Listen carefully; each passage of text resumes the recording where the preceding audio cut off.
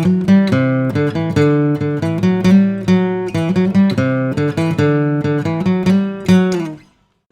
1 2005 में जब ये इमेजेस बाज़ार का आइडिया आया था, ये जो वेबसाइट है, इस पे काम शुरू हुआ।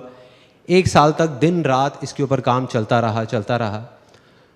और 1 साल बाद में 2006 में जब इसको लॉन्च किया तो it was a complete disaster, it was a failure.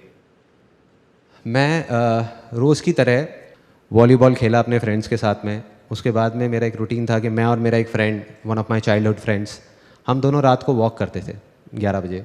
तो मैंने उससे पूछा, मैंने कहा यार एक बात बता, चक्कर क्या है? मैंने तुझे इतनी बार देखा है कि तेरी लाइफ के अंदर इतनी मेजर प्रॉब्लम्स आ जाती हैं, लेकिन अगले दिन तू फिर नॉर्मल हो जाता है। वो कहता है यार देख बिल्कुल साफ है, जिस दिन ऐसा कुछ होता है, जब मैं कुछ सोच रहा होता हूँ कि ऐसा होना चाहिए और वैसा नहीं होता, उस दिन तो मैं डिप्रेस हो जाता हूँ, लेकिन अगले दिन मैं नॉर्मल इसलिए हो जाता हूँ क्योंकि रोज़ रात को पिछले 4 साल से मैं गाना सुनता हूँ। तो मैंने कहा यार उससे क्या होता है? कहता है अभी बताता हूँ क्या होता है, लेकिन कहता है मैं तेरे को गाना नहीं बता सकता कौन सा है, तू बहुत हंसेगा यार, तू मजाक उड़ाएगा मेरा। मैं कहा नहीं बोलना कौन सा गाना है। कहता मुसू मुसू हासी देव में लई लई। इस गाने की खास बात यह है, इस मूवी की खास बात यह है कि इसमें जितनी भी स्टार कास्ट थी वो सारी नई थी। मतलब इसमें कोई भी पुराने एक्टर्स नहीं थे, सारे नए एक्टर्स और एक्ट्रेसेस थे। तो कहता है मैं जब भी इस गाने को सुनता हूँ तो मैं अपनी आंखें बंद कर लेता हूँ और अपने आगे ना एक सिचुएशन को इमेजिन करता हूँ कि हम एक मूवी थिएटर में बैठे हैं, मेरे फैमिली मेम्बर्स मेरे साथ में हैं, मेरे फ्रेंड्स मेरे साथ में हैं, तू है, मैं हूँ, हम सब लोग हैं, और उस बड़ी स्क्रीन पे मैं हूँ।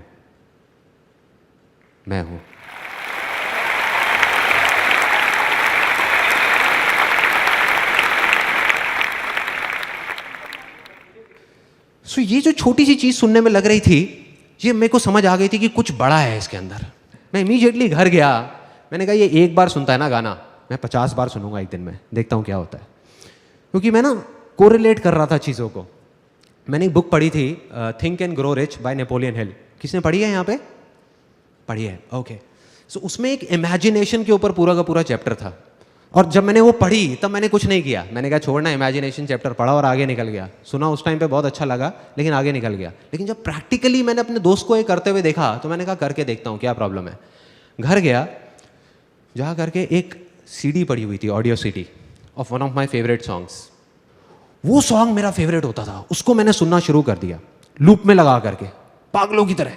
मतलब शुरू में मैं 1 बार सुना, 2 बार सुना, 3 बार सुना, धीरे धीरे फील आने लगी। धीरे धीरे मुझे लगा कि मेरे अंदर कुछ एनर्जी सी चल रही है, कुछ हो रहा है। और मैं सिर्फ एक ही चीज़ इमेजिन करता था उस सॉन्ग को सुन करके, उसको प्ले कर देता था लूप में बार बार, और सिर्फ ये इमेजिन करता था जो मेरा अल्टीमेट एम था।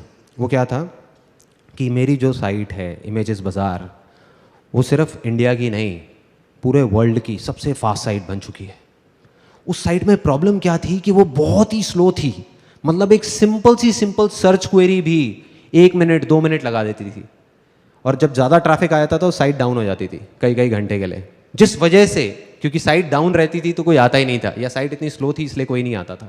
तो मैंने इमेजिन करना शुरू कर दिया कि ये फास्टेस्ट साइट बन चुकी है पूरे वर्ल्ड की, और सिर्फ वही इमेजिन करता रहता था आंख बंद करके। मुझे नहीं पता था ये कैसे होगा। करता रहा। तो तीसरे दिन रात को 11:30 बजे जब ये गाना चल रहा था तो उसमें मेरी एक फेवरेट लाइन होती थी। घर वाले सब सो चुके थे, मैं शीशे के सामने जाके खड़ा हुआ और ये लाइन गाने लग गया चीख करके। Do you want me to sing that? Yes or no? Yes or no?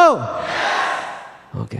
तो अपने कान बंद कर सकते हो आप लोग अगर चाहो तो, बाद में मत बोलना कि वॉर्न नहीं किया था मेरे को। रोके तुझको आंधियां क्या जमीन और आसमां, पाएगा जो लक्ष्य है तेरा। लक्ष्य को हर हाल में पाना है।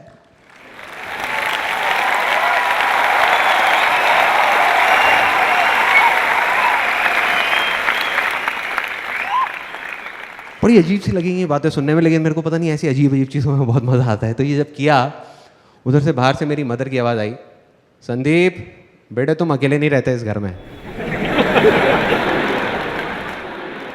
सुबह 6 बजे मेरी नींद खुली। मैंने ठान लिया, मैंने कहा अब जब तक ये साइट ठीक नहीं हो जाएगी, जब तक मुझे जवाब नहीं मिलेगा मैं घर नहीं आऊँगा, मैं ऑफिस में बैठा रहूँगा। 8 दिन तक पागलों की तरह नेट पे बैठ करके ढूंढ रहा था, जवाब ढूंढ रहा था कि क्या होगा, कैसे होगा, क्या करूँगा, क्या नहीं। और ढूंढते ढूंढते ढूंढते ढूंढते धीरे धीरे अब मैंने प्रोग्रामिंग सीखना शुरू किया। I learn the basics of programming on my own. I learn how to read codes, I learn how to optimize search queries. आप लोग मेरे से ज़्यादा अच्छे तरीके से जानते होंगे इस बात को। डेटाबेस जो डिज़ाइन था हमारी, जो पूरा का पूरा जो पीछे का स्ट्रक्चर था, वो बिल्कुल बेकार था। तो मैंने जब वो सारा कुछ किया, डेटाबेस डिज़ाइन बनाया पेपर पे ही, अपना पेन पेपर ले करके, ये सब करने के बाद में क्या हुआ, वो जा करके मैं अपनी प्रोग्रामिंग टीम के साथ बैठा, उनको बोला कि ये हमको करना है।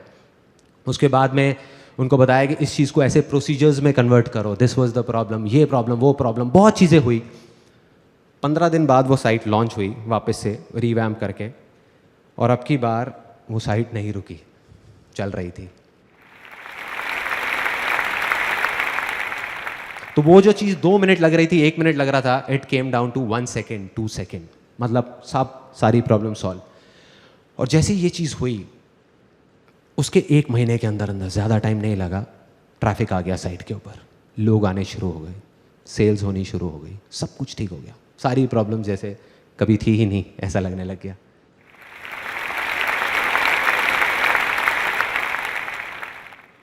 डे 2, हम फैमिली के साथ सब लोग बैठे हुए थे एक रेस्टोरेंट में। It was in the year 2007। अंदर ही अंदर कुछ चल रहा था मेरे, there was something which was going on.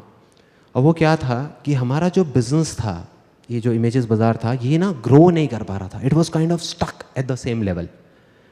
जैसे जो सेल्स जब साइट ठीक हुई उसके बाद एकदम से ऐसे गई, then it was moving like this, एक स्ट्रेट ग्राफ की तरह, मतलब it was not going like this, ऐसे नहीं हो रहा था।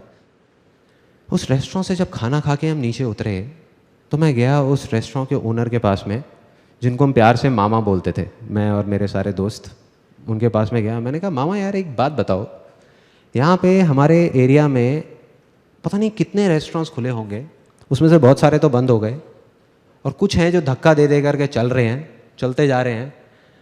लेकिन आप हो, आपने एक छोटे से सेटअप से शुरू किया था, एक सिंगल छोटी सी दुकान से, और आज आपने इतना एक्सपैंड कर लिया। मतलब पहले एक दुकान थी, अब आपकी ऊपर इतनी सारी दुकानें ले ली आपने, 2 फ्लोर्स ले लिए, और आप एक्सपैंड करते ही जा रहे हो, इतनी तेज़ी से ग्रो कर रहे हो। भाई चक्कर क्या है, क्या चक्कर है? मतलब कुछ ना कुछ तो है ना कहानी। तो जैसे एक नॉर्मल रिएक्शन होता है, उन्होंने कहा अरे बेटा कुछ नहीं है, सब ऊपर वाले की कृपा है। मैं कहा नहीं मामा, कुछ ना कुछ है, कुछ तो है। मतलब मैं नहीं मान सकता कि ऐसे ही, मतलब ये तुक्का नहीं हो सकता, ये नहीं हो सकता। और मैंने उनके मुंह पे बोला, मैंने कहा ऐसा भी नहीं है कि आपका जो खाना है वो बहुत टेस्टी है। मैं कहा there are lot of other restaurants जिनका खाना आपसे अच्छा है, फिर भी वो इतना नहीं चल रहे। कहते लगता है तू नहीं मानने वाला। मैंने कहा नहीं। कहते 1 घंटे बाद आइयो, फिर बताऊंगा। तो मैं अपने घर वालों को ड्रॉप करके आया, उन्होंने अपना थोड़ा बहुत काउंटर समेटा, ऊपर सीढ़ियों पर जाने लगे। मैं और वो दोनों गए उनकी किचन में चले गए।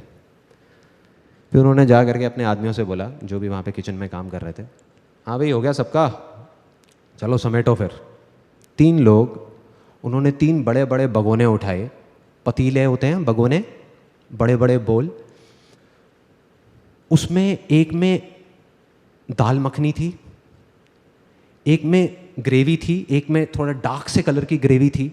वो उठाए और बाहर निकल गए, वहाँ से नीचे सीढ़ियों पे जाने लग गए, नीचे उतरने लग गए। नीचे गए, सड़क पे चले गए, मैं भी पीछे पीछे। मैंने कहा देखता हूँ भाई क्या चक्कर है, क्या कहानी है। सड़क पे जा करके उन्होंने तीनों ने वो ले जा करके नाली में डाल दिया।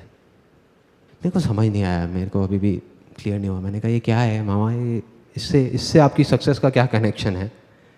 तो उन्होंने एक ऐसी लाइन बोली कि मैं हिल गया, कि मैं हर रोज अपनी तसल्ली के लिए अपने पैसे को नाली में बहा देता हूं। उन्होंने बोला और वहां से चले गए। मैं वहीं खड़ा रह गया, मैं सोच रहा था, मैंने कहा इसका क्या मतलब है। मैं घर गया, नींद नहीं आ रही थी, सोचता रहा, दिमाग चल रहा था। मैंने कहा इसको ब्रेक कर करके समझना पड़ेगा, एक बार में पूरा समझ नहीं आएगा। तो उसका पहला पार्ट कि मैं हर रोज, मैंने कहा समझ आता है इसका मतलब यहां तक समझ आता है। अपनी तसल्ली के लिए, ये सेकंड पार्ट था उसका। मतलब कि वो ये जो कर रहे हैं वो अपनी तसल्ली के लिए कर रहे हैं। इसका क्या मतलब हुआ कि वो किसी और की तसल्ली के लिए नहीं कर रहे। कोई और कौन? मैं, जो उनके रेस्टोरेंट में खाना खाने जाता हूं, या मेरे जैसे और बहुत सारे लोग, मतलब कि उनके कस्टमर्स। यहां पे बात कर रहे हैं सेल्फ सेटिस्फैक्शन की, ये अपनी तसल्ली की बात कर रहे हैं, कस्टमर सेटिस्फैक्शन की बात नहीं कर रहे। और मुझे धीरे धीरे समझ आने लगा हमारी प्रॉब्लम, कि हमारी प्रॉब्लम क्या है, इमेजेस बाजार की प्रॉब्लम क्या है, कि हम कस्टमर सेटिस्फैक्शन पे जा करके रुक गए हैं, अटक गए हैं। कस्टमर सेटिस्फाइड हो गया, शांति से बैठ जाओ ना। तो इस वजह से हम शांति से बैठे हुए थे। हमने कहा हाँ सब सही है, सही है, सही है। तो यहाँ पे समझ आने लगा, मेरे को समझ आने लगा कि मुझे क्या करना है। और उसका जो लास्ट पार्ट था उनके डायलॉग का, कि मैं अपनी तसल्ली के लिए अपने पैसे को नाली में बहा देता हूं, इस डायलॉग ने मुझे हिला के रख दिया अंदर तक। ये मेरे को समझ नहीं आ रहा था। हमारी फैमिली में, मतलब मेरी फैमिली में क्या होता है कि अगर हम एक स्कूटर भी खरीदते हैं ना, तो उसकी जो पॉलीथिन्स हैं वो 1 महीने बाद उतारते हैं। मतलब इतना हम पैसे को बचा बचा करके चलते हैं। सिर्फ एक ही चीज़ सुनी है, सीखी है बचपन से आज तक, money saved is equal to money earned, कि बेटे पैसे को बचाओ, पैसे को बचाओ। तो इस तरीके से मैं चल रहा था। और दूसरी तरफ ये आदमी क्या बोल रहे थे कि पैसे को नाली में बहा दो। समझ आया। मैंने कहा कि यही दम चाहिए, ये करना है किसी तरीके से, और अगर मैंने ये कर दिया तो काम हो गया। मैं गया, जा करके अपने ऑफिस में सबकी मीटिंग बुलाई, जा करके उनको बोला, मैंने कहा अब से हमें अपने पैसे को नाली में बहाना है। तो सब मेरी शक्ल देख रहे बैठ करके, कहते ये क्या बोल रहे हैं। मैं कहा ओ सॉरी, मैं समझाता हूँ कि हमें क्या करना है। हमें अब से अपने सेटिस्फैक्शन के बारे में सोचना है।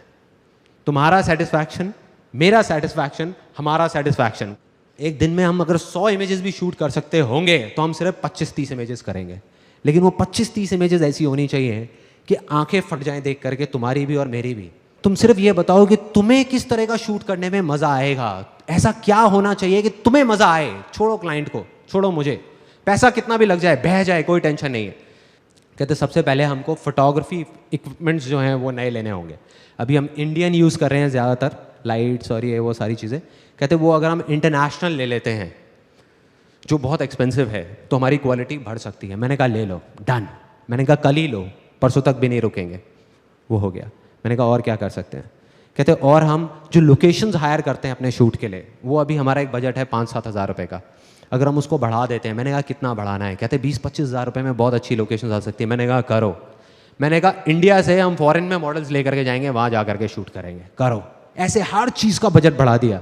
एक्साइटमेंट किस लेवल पे था, I can't express it in words. उस टाइम पूरी की पूरी टीम का, सबको इतना मज़ा आ रहा था। रोज़ एक ऐसा शूट निकल के आ रहा था जो पहले वाले से लाख गुना बेटर था। 2 महीने बाद पूरी की पूरी ये नई कलेक्शन हमने लॉन्च करी अपनी साइट पे, and you won't believe it, उसके 1 महीने के अंदर अंदर हमारी साइट पे, जब मैंने पीछे एनालिटिक्स से देखा, ट्रैफिक 10 गुना बढ़ गया, 10 times in 1 month. images bazaar became a success. Day 3, दिमाग मेरा बन चुका था एक एंटरप्रेन्योर का। एंटरप्रेन्योर, बिल्कुल एक एंटरप्रेन्योर की तरह सोच रहा था कि ये जो हमारा बिजनेस है इमेजेस बाजार, चाहे कितना भी अच्छा हो, बट हम एक नीश सेगमेंट में ऑपरेट कर रहे हैं। So there is a limit to where we can grow. साल का अब हम 30-40% से ग्रो कर सकते हैं, बट अगर हम एक्सपोनेंशियल ग्रोथ की बात करें तो वो नहीं हो सकता। अगर मैं ये चाहूँ कि इसकी रेवेन्यूज़ को यहाँ से बढ़ा करके 10,000 करोड़ कर दूँ तो नहीं हो सकता। उसके लिए एक आइडिया आया और उस आइडिया पे काम करना मैंने शुरू किया। ऑलमोस्ट 5 महीने तक मैंने काम किया दिन रात उस आइडिया पे। I tell you that idea वो क्या था। It was very simple. Air purifiers, India में हर घर में आज की डेट में एक वाटर प्यूरीफायर है, बट एयर प्यूरीफायर का किसी ने नाम तक नहीं सुना है। On the other hand, penetration rate of air purifiers in countries like North America is more than 30%. In Japan it's more than 17%, and it's growing like anything in all over the world. India में अभी तक एक भी ऐसा brand नहीं है, या ये कह लो कि ब्रांड रिकॉल नहीं है किसी भी ब्रांड की। So the plan was ready, business plan was ready, market research हो चुका था, marketing strategy was ready, investors were ready, and I was 110% sure कि आने वाले 10 साल के अंदर अंदर it's going to be $1 billion company in terms of valuation.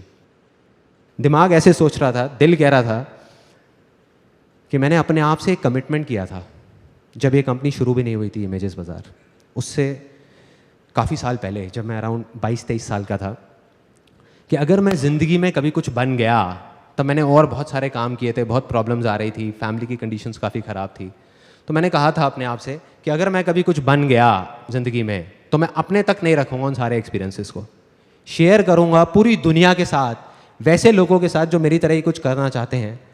2:30 बजे रात के, it was again a turning point of my life. वो बिजनेस प्लान को मैंने फाड़ा, मार्केटिंग स्ट्रैटेजीज़ की पूरी फाइल बनी हुई थी उसको फाड़ा, जो इन्वेस्टर्स के सारे डॉक्यूमेंट्स थे सबको फाड़ा, ले जा करके डस्टबिन में डाला, अपना हैंडी कैम ऑन किया, मतलब मैंने अपने दिल की सुनी, दिमाग की नहीं। उस टाइम पे हैंडी कैम ऑन किया और जो मन में चल रहा था वो रिकॉर्ड कर दिया कि अब मैं ये करने वाला हूँ, वो करने वाला हूँ, मैं ये करूँगा, वो करूँगा। अगले दिन उसको एडिट करके यूट्यूब पे डाल दिया उस वीडियो को, और ऐड निकाल दी न्यूज़पेपर में, free life changing seminar by Sandeep Maheshwari. और एक ऐसी चीज़ करी जिसका मुझे कुछ नहीं पता था क्या होने वाला है, मन में डर था, बहुत कुछ था, लेकिन मैंने सिर्फ अपने दिल की सुनी, क्योंकि पूरी ज़िंदगी मैंने यही किया था। तो मैंने कहा अब मैं अपने दिमाग की नहीं सुनने वाला, और उसको करना शुरू किया। शुरू में बहुत छोटे लेवल पे, ऑफिस में ही एक छोटी सी जगह बना ली, वहाँ पे सिर्फ 20-25 लोग आते थे, मतलब कुछ था, मुझे नहीं पता था इसको करके क्या होने वाला है, पागलपन था, बेवकूफ़ी थी। ऑफिस में भी सब सोच रहे थे क्या हो रहा है, क्यों हो रहा है, घर वाले कह रहे थे क्या कर रहा है, क्यों कर रहा है, फ्री के सेमिनार्स, क्या फंडा है यार, और open to anybody and everybody, कोई भी आए, कहीं से भी आए। पहले 25 लोग आए, धीरे धीरे वर्ड ऑफ माउथ स्प्रेड हुआ, उसके बाद में 30-40 लोग आने लगे हर हफ्ते, 50 लोग आए, 100 लोग आए। उसके बाद में जगह कम पड़ने लग गई, तो हमने एक ऑडिटोरियम हायर करना शुरू कर दिया दिल्ली में, वहाँ पे हर हफ्ते के 400-500 लोग आते थे। उसके बाद में finally 20th October I conducted my last life changing seminar. और मुझे वो मोमेंट याद है जब पूरा स्टेडियम भरा हुआ था और मैं वहीं साइड में खड़े होकर के देख रहा था। It was kind of unbelievable for me. मुझे समझ नहीं आ रहा था ये हो क्या रहा है, कहाँ कहाँ से लोग आ रहे हैं, कौन कौन है, मैं किसी को जानता नहीं, पहचानता नहीं। और जब मैं वहाँ से नीचे उतरा तो लाइफ में पहली बार मैं रोया था। मेरे साथ में और हज़ारों लोग उस स्टेडियम में बैठे थे। कुछ ऐसा हुआ था उस दिन जो मैं अभी एक्सप्रेस नहीं कर सकता, मैं एक्सप्लेन नहीं कर सकता क्या था वो वर्ड्स में, लेकिन फिर भी अगर मैं कोशिश करूं एक्सप्रेस करने की, वो कुछ ऐसी है फीलिंग कि अगर अभी आप मुझे ऑप्शन दो कि या तो ये 10 प्राइवेट जेट हैं, ये मैं रख सकता हूं, या ये जो मेरी फीलिंग है, जो मैं अभी फील कर रहा हूं, या जो मैंने तब फील किया, ये सब करके जो मैं कर रहा हूं, इन दोनों में से किसी एक चीज को मैं रख सकता हूं और दूसरे को मुझे बस हटाना होगा, तो मैं एक सेकंड भी नहीं लगाऊंगा, आग लगा दूंगा 10 के 10 प्राइवेट जेट्स में। यह है मेरे लिए सक्सेस आज के टाइम में।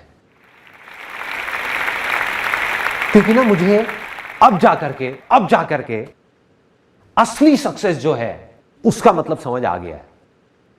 वो ये नहीं है कि हम कुछ चीजें इकट्ठी करने के लिए, जैसे प्रॉपर्टी, कार, बैंक बैलेंस, कुछ चीज़ें इकट्ठी करने के लिए ज़िंदगी भर बस भागते रहें, और जो चीज़ें हमारे पास नहीं हैं उसको सोच सोच करके हम बस रोते रहें।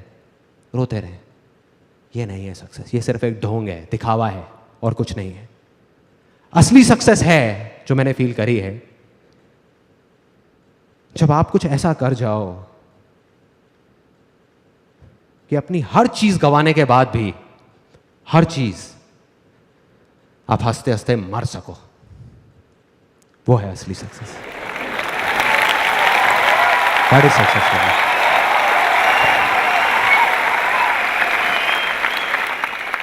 थैंक्स।